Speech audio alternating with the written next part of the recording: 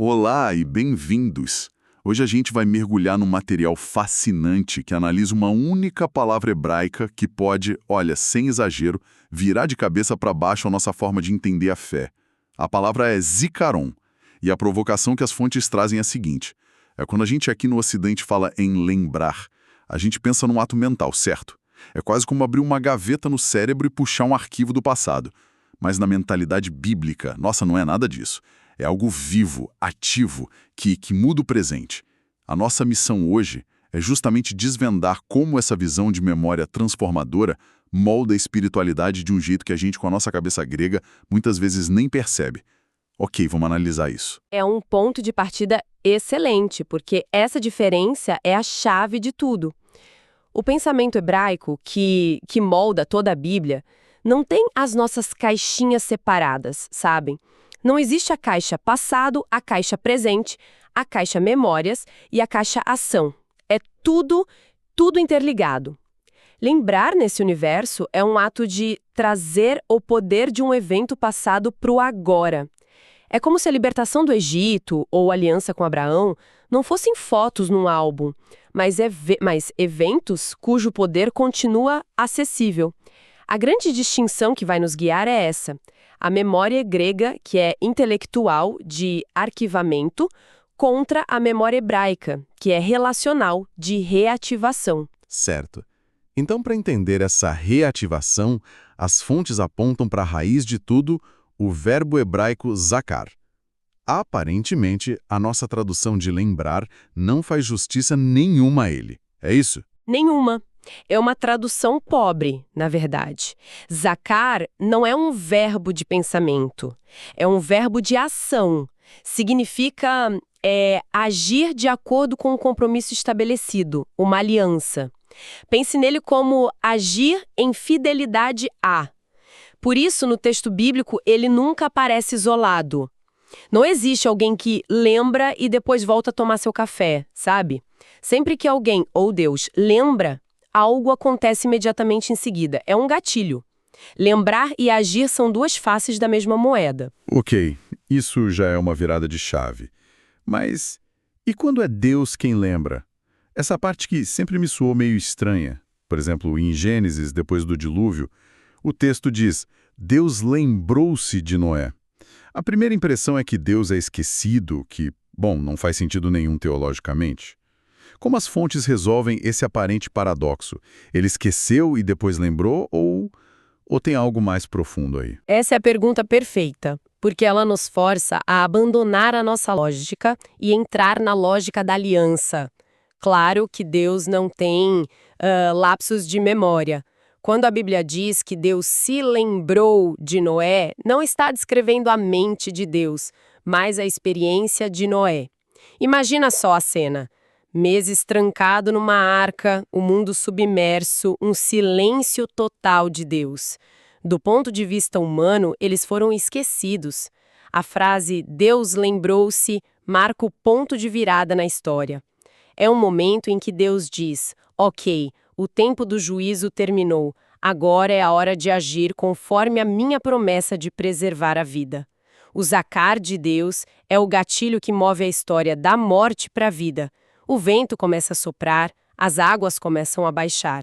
A ação redentora não vem porque Noé gritou mais alto, mas porque o tempo da aliança de Deus se cumpriu. Uau. Então, o lembrar de Deus é, na verdade, o anúncio de que ele está prestes a intervir na história.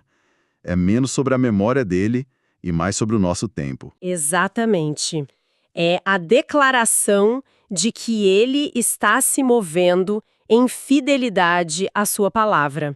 E esse padrão se repete, né?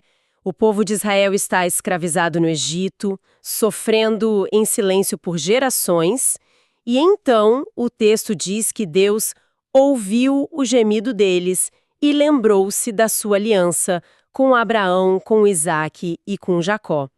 O que acontece em seguida? Moisés. Moisés é chamado e o êxodo começa. O lembrar de Deus põe a história em movimento. Ok, entendi a parte de Deus se lembrando. Mas e quando é o povo que tem que se lembrar? A Páscoa é o grande exemplo disso, né? As fontes que a gente analisou dão um peso enorme a ela. Êxodo total, porque a Páscoa é o Zicaron em sua forma mais pura. A instrução de Deus não era para criar um feriado para contar uma história antiga. Era para construir um memorial vivo. A linguagem é impressionante. Cada pai hebreu deveria dizer ao seu filho: isto é pelo que o Senhor me fez quando eu saí do Egito. Não fez aos nossos antepassados. Cada geração era transportada para dentro daquele momento. Eles deveriam celebrar como se estivessem vivendo o êxodo de novo naquele instante. É mais do que isso. Eles estavam vivendo o êxodo de novo. A memória hebraica não apenas recorda um evento, ela o torna presente. A libertação não pertencia só à geração que atravessou o Mar Vermelho, pertencia a todo o povo em todos os tempos. Por isso, esquecer a Páscoa não era uma falha de memória, era uma crise de identidade. Era literalmente esquecer quem eles eram. O Zicaron mantinha a identidade da nação viva. O sangue nos umbrais não era só um símbolo do que aconteceu, mas um sinal da proteção contínua de Deus sobre aquela casa naquela noite. E essa ideia de ancorar a memória em algo físico, isso não se limita à Páscoa. Os textos também falam muito dos altares que os patriarcas construíram, como Abraão, Jacó. Não era só um lugar de sacrifício, certo? De forma alguma. Pense nesses altares como âncoras espirituais. Não era só uma pilha de pedras, era um GPS que apontava de volta para um momento em que o céu tocou a terra. Cada altar marcava um lugar onde Deus falou, onde ele apareceu, onde uma promessa foi feita. Ele transformava um pedaço de chão comum num lugar sagrado, um portal de memória. Voltar a um altar, como Jacó fez ao retornar a Betel, era um ato deliberado de se reposicionar espiritualmente. Era dizer, eu preciso lembrar não só do que Deus fez, mas de quem ele se mostrou ser neste lugar. O Zicaron não é abstrato. Ele se ancora na geografia, na comida, nos rituais. Ele se prende à vida real. Certo. Então, lembrar ativamente, de forma participativa, mantém a identidade e a aliança vivas. Mas isso me faz pensar, o que acontece quando um povo inteiro falha em fazer isso? As fontes mostram que o resultado é sempre o mesmo, e é uma verdadeira catástrofe espiritual. É o outro lado da moeda e é a história trágica de Israel, muitas vezes. O esquecimento sempre, sem exceção, precede a idolatria e a ruína. E aqui, de novo, a gente precisa ter cuidado com a palavra esquecer. Não se trata de uma amnésia teológica. Eles não acordaram um dia sem saber quem era o Deus que os tirou do Egito. Então, o que significa esquecer nesse contexto? Esquecer é uma ruptura de relacionamento. É começar a viver como se a aliança não estivesse mais em vigor. É a diferença entre ter a certidão de casamento guardada na gaveta e estar de fato vivendo um casamento. O documento é real, mas sem a relação do dia a dia, ele é só papel. Para Israel, esquecer era tratar a aliança como um papel na gaveta. Eles sabiam as histórias, talvez até cumprissem os rituais, mas o coração da aliança, a presença viva de Deus, tinha sido substituída pela rotina. E nesse vácuo, outras coisas entram. Imediatamente, onde Deus deixa de ser lembrado ativamente, outros deuses, outras prioridades, outras seguranças ocupam o espaço. Tem um exemplo devastador disso no livro de Juízes. Depois que Josué e toda aquela geração morreram, o texto diz que levantou-se outra geração que não conhecia o Senhor, nem tampouco as obras que fizera a Israel. O resultado? Fizeram o que era mal aos olhos do Senhor e serviram aos Baalins. O Zicaron foi quebrado e a identidade ruiu junto. A decadência espiritual não começa com um erro doutrinário, começa com uma falha de memória. Falando em quebrar uma aliança e começar outra, é impossível não pensar na Santa Ceia. Jesus estava claramente bebendo dessa fonte do Zicaron quando disse, fazei isto em memória de mim, não é? Totalmente. Ele está pegando a ferramenta mais poderosa da cultura hebraica e a redirecionando. Ele não estava pedindo uma recordação sentimental da sua morte, sabe? Ele estava instituindo o Zikaron da nova aliança. A ceia se torna a nova Páscoa. O pão e o cálice não servem apenas para nos fazer pensar no que aconteceu na cruz há 2000 anos. Eles servem para atualizar os efeitos da cruz, perdão, comunhão, reconciliação, no presente da comunidade. Então, participar da ceia é como os hebreus participavam da Páscoa. É ser colocado de volta dentro da história. Exatamente. A cruz foi um evento único na história, mas seus efeitos são eternos. A ceia é um memorial vivo onde a gente acessa esses efeitos de novo e de novo. Isso muda completamente a advertência de Paulo sobre participar indignamente. Não se trata de ser moralmente perfeito, trata-se de discernir o que está acontecendo ali.